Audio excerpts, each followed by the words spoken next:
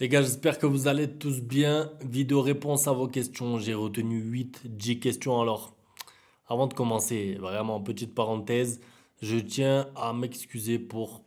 J'ai pas de sourire. Je suis en dépression footballistique, mais vraiment, ça veut dire que ça va pas me passer. Je sens que ça va durer un moment. Je sais qu'il y a le Classico, bon, ça reste du football. Mais je sais pas, j'arrive pas à penser à autre chose, je souffre. Je sais que c'est du football et je sais qu'on peut retenir le positif avec le parcours du Barça.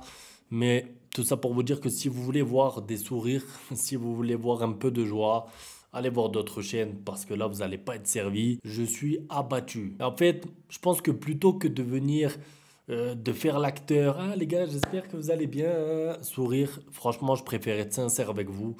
J'ai du mal, ça me passe pas. Évidemment, il y a beaucoup plus grave dans la vie, hein, j'en suis conscient.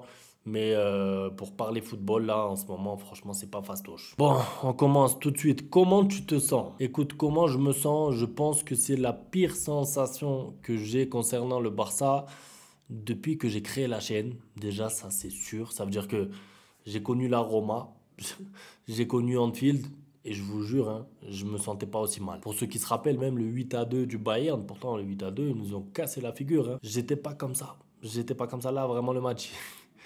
Le match, il m'a anéanti, les gars. Il m'a fait souffrir. Il m'a retourné dans tous les sens. 3-2, il reste 2 minutes. En fait, c'est le scénario. Vraiment, il est cruel. Le scénario, il m'a déchiré. Et j'ai beau me dire que bon, c'est pas grave parce que le Barça est une équipe jeune et le Barça reviendra l'année prochaine. Je sais pas. Ça va être long. Ça va être long. Donc, comment je me sens?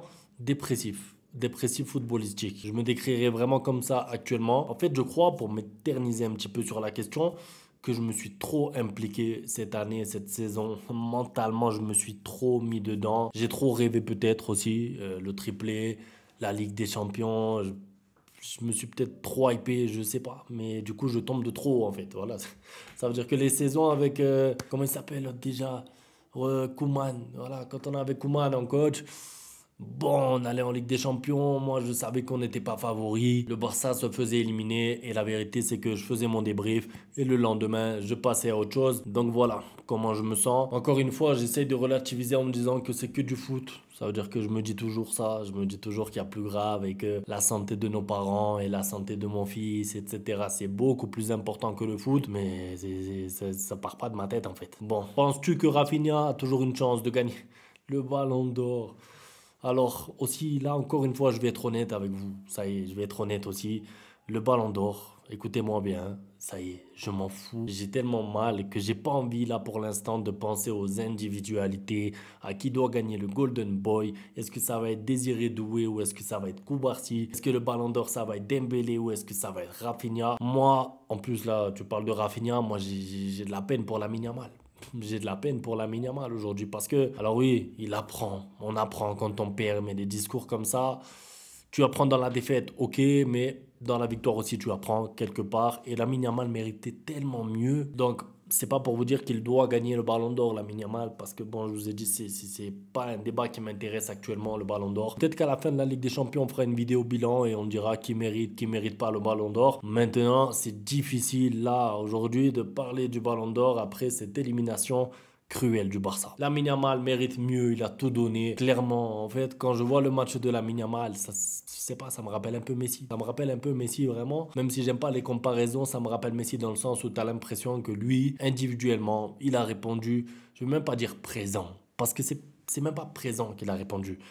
Aller-retour, il est là. À l'aller, il fait une masterclass incroyable. Au retour, 120 minutes, il donne tout. Alors oui, sur la fin, il y a un peu de déchets. Il tente un peu trop seul. Peut-être qu'il doit centrer au lieu de faire la passe. Peut-être 17 ans, voilà. Mais sur l'ensemble, s'il vous plaît, sur les deux confrontations, 90 minutes plus 120 minutes, ça a été le meilleur Barcelonais, Lamine Yamal. Et moi, le voir, j'ai souffert quand je l'ai vu au sol à la fin. J'ai éteint quand je l'ai vu au sol. Vraiment, tu vois qu'il est touché, mais pas pour son ego. En fait, à lui, tu vois qu'il avait à cœur d'aller chercher cette Ligue des Champions pour le Barça, qu'il voulait prendre le trophée pour le club.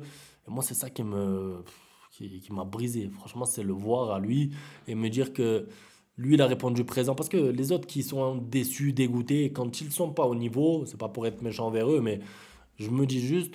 écoute, t'avais qu'à être au niveau. Je lui parle devant la télé et je lui dis, par exemple, Dani Olmo, je le vois déçu après le match, t'étais pas au niveau sur l'aller et sur le retour, donc même si tu as marqué un but, c'est pas suffisant. Par contre, Lamine Yamal, le voir comme ça, dépité, atteint, ça me fait mal pour lui parce qu'il mérite beaucoup mieux. Il méritait de jouer la première finale de sa carrière, tout simplement en Ligue des Champions. Après, je sais qu'il est jeune et j'ai pas de doute, il en jouera des finales de Ligue des Champions. Enfin, j'espère, je veux pas trop m'avancer, mais il a 15 ans, 17 ans de carrière. S'il est sérieux dans sa carrière, il jouera plus d'une finale de Ligue des Champions. Ça, j'en suis convaincu maintenant. Encore une fois, ça m'empêche pas d'être dégoûté pour lui parce que je l'ai vu en fait. Mentalement, il était présent avant le match, avant l'aller, conférence de presse, par-ci, par-là, interview. Il a répondu sur le terrain à l'aller, au retour. Yamal, j'en ai marre. Il a beau faire le meilleur match quand je le vois rater. Quand je le vois devant les buts, je sais qu'il va rater. Non, franchement, vous êtes dur. Vous êtes dur avec la Yamal parce que il n'a pas de réussite. La vérité, il n'a pas de réussite dans ce match au retour. Il a une frappe. Il y a 3-2 en plus. Il met une frappe sur le poteau. Il part de loin, de 60 mètres. Il court, boum, frappe, poteau, pas de chance. Ça aurait pu faire comme Rafinha, poteau, Sommer, but. On aurait dit quoi? Barça qualifié, MVP, Lamine Yamal, façon de parler. Ça se joue à des détails. Ensuite, il a une autre action. Il met un enroulé parfait et Sommer sort la parade de sa vie. Donc, moi, je veux bien, je suis d'accord. Lamine Yamal, c'est pas le meilleur en finition, mais franchement, sur les actions qu'il a eues, il a fait du mieux qu'il a pu. Il a tout donné sur le terrain. Il a transpiré comme jamais. On peut rien lui reprocher. Moi, franchement, je peux reprocher des choses à presque tous les joueurs, en passant par Araujo notamment. Mais Lamine Yamal, je peux rien dire. Et pas parce que c'est mon joueur, c'est le joueur qu'on doit protéger, mais tout simplement parce que ça a été le meilleur Barcelonais aller-retour, qu'il a 17 ans. Je peux pas lui demander de marquer 4 buts. Je peux pas lui demander d'aller faire des fautes quand c'est Araujo qui se fait dribbler. Donc voilà, Lamine Yamal, je suis exigeant, oui, mais quand même, n'abusons pas. Pourquoi dans le débrief, il n'y a eu aucun mot sur l'arbitrage? Y a-t-il eu aucune action litigieuse? Écoute, j'ai fait exprès, je pense que ça s'est remarqué, j'ai pas eu envie de parler de l'arbitrage. La vérité, c'est qu'en plus, je suis tellement dépité que vous savez que quand je parle de l'arbitrage, moi je le fais après les victoires souvent. Ça veut dire que quand le Barça a gagné contre le Real, pour ceux qui s'en rappellent, c'est il n'y a pas longtemps, j'ai pris 6 minutes sur 10, donc plus de la moitié, pour parler de l'arbitrage, qui était scandaleux en faveur du Real Madrid. Là, j'ai pas envie de parler de l'arbitrage parce que j'ai un sentiment qui me fait penser qu'en fait, même si je parle de l'arbitrage pendant 8 heures, c'est malheureux, mais le Barça est éliminé. C'est comme ça en fait. On peut plus rien faire. C'est triste, hein, mais c'est comme ça. Ça veut dire que la faute sur Gérard Martin, il y a 8 arbitres sur 10 qui la sifflent. Il y a 8 arbitres sur 10 qui sifflent la faute à Gérard Martin. Dégagement de Chesney. Dernière action, le match est terminé, le Barça est en finale. Il y a 8 arbitres sur 10 qui la sifflent cette faute. Il y a des arbitres qui sifflent le penalty aussi sur la Yamal et pas coup franc. Mais j'ai pas l'énergie. En fait, je vous jure, je suis tellement atteint par ce match que j'ai pas l'énergie que demande un débat sur l'arbitrage. En fait, ça veut dire que si tu veux parler arbitrage, tu dois être présent. Faut être là, faut se battre. Moi, j'ai lâché. J'ai lâché. Franchement, le Barça s'est fait éliminer.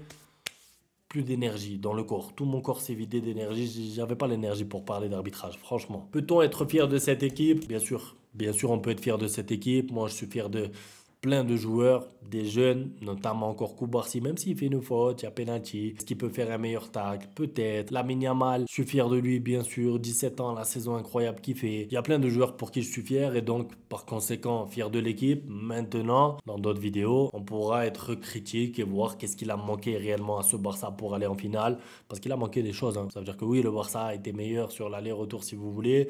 Mais quand tu prends 7 buts, j'en ai parlé dans le débrief, mais même quand je prononce le mot 7, pour vous faire une idée, 7 buts sur l'aller et le retour, vous savez qu'est-ce que c'est?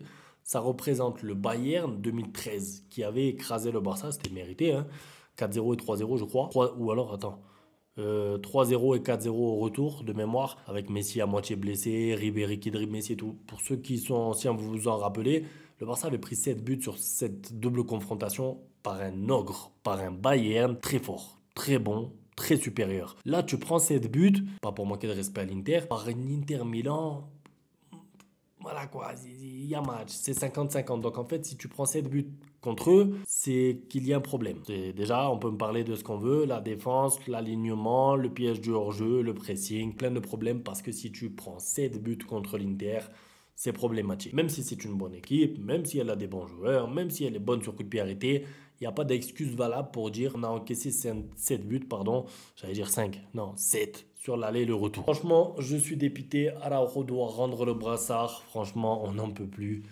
Je suis comme toi. Et pour parler un peu de Araujo, mais surtout du brassard, je sais pas pour vous, mais moi, quand j'étais petit, quand on jouait au foot, le capitaine de l'équipe, c'était le meilleur. On prenait le meilleur, peu importe mon niveau, hein, peu importe le niveau dans lequel on a joué, le capitaine, ça a toujours été le meilleur, celui qu'on respectait. Moi, je me rappelle, j'avais un capitaine quand je jouais, j'avais 16 ans, et j'avais un capitaine très fort, qui d'ailleurs a failli finir pro, ou en tout cas qui joue, je crois, maintenant en troisième division.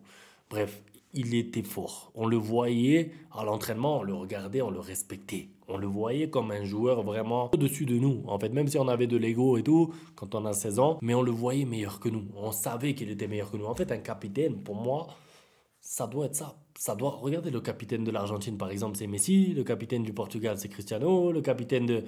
Après, bon, c'est des joueurs qui ont pris de l'âge maintenant. Ils sont peut-être moins bons et tout. Il n'y a pas de problème. Mais dans 8 équipes sur 10, le capitaine, c'est le meilleur. En tout cas, le capitaine numéro 1. Après, il y a le capitaine 2, 3, 4 là. Le problème, c'est quoi, les gars? C'est qu'il y a Ter Stegen, c'est qu'il y a Araujo. Ça veut dire que quand on voit les capitaines, est-ce que si vous faites un classement des meilleurs joueurs du Barça, aujourd'hui, vous mettez ces deux joueurs-là dans l'ordre, à quelle place, en fait? C'est ce que je me demande. Ça veut dire que moi, demain, Pedri est capitaine, ça fait sens. Ça fait sens parce que c'est un joueur qui dirige, c'est un joueur qui accompagne son équipe et qui montre l'exemple sur le terrain de par son niveau. Mais me mettre un joueur comme Araujo, capitaine, qui rentre en cours de match, qui prend le brassard, et ensuite il te fait ça, déjà quand le PSG l'année dernière, donc il te coûte une élimination et demie en 2 ans. Je sais pas, pour moi le capitaine, je dis pas que ça doit être Lamine Yamal parce que c'est le meilleur cette année, hein. C'est pas le cas, 17 ans, il peut pas être capitaine, numéro 10, ailier, numéro 10, lui demander de marquer, de dribbler. On ne peut pas exagérer avec Lamine Yamal, mais je pense que le fait de mettre un capitaine, pas faible, mais en tout cas remplaçant, parce que c'est ça le mot en fait, je suis désolé. Aujourd'hui, Araujo, c'est un remplaçant. Quand il y a le 11 type qui sort, si Inigo Martinez ne se blesse pas, par exemple hier, Araujo ne rentre pas. Donc moi, mettre un capitaine qui n'est pas titulaire, ça me gêne. Ça me dérange. Voilà, j'ai terminé avec la vidéo. Je suis désolé parce qu'il n'y a pas d'ambiance. Dans la vidéo, vous allez le dire, il n'y a pas d'ambiance dans tes vidéos, Loguito. J'arrive pas à mentir en fait. J'arrive pas à mentir. Moi, si j'allume la caméra, de toute façon, c'est pour être honnête, sincère. Sinon, j'allume pas de caméra, je reste tranquille, au lit, je regarde Netflix. C'est très bien aussi. Là, si je fais la vidéo, c'est pour être moi-même. Donc, ceux qui sont encore là, en tout cas, à ce moment de la vidéo, ben, merci à vous. Merci pour vos commentaires, les likes et tout. Ça soutient. Ça soutient, mais ça sert à rien, en fait.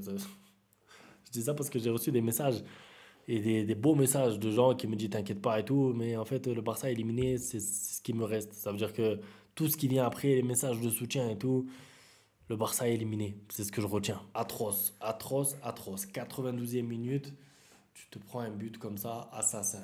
Incroyable. Un grand merci à tous pour le soutien. On se retrouve peut-être demain. Peut-être demain. Franchement, la vérité, je sais pas. Sinon avant vendredi, les gars. Merci à tous. Ciao. Bang, bang, bang, bang, goodbye. Ustedes pueden aceptar mi negocio o aceptar las consecuencias. Plata o plomo.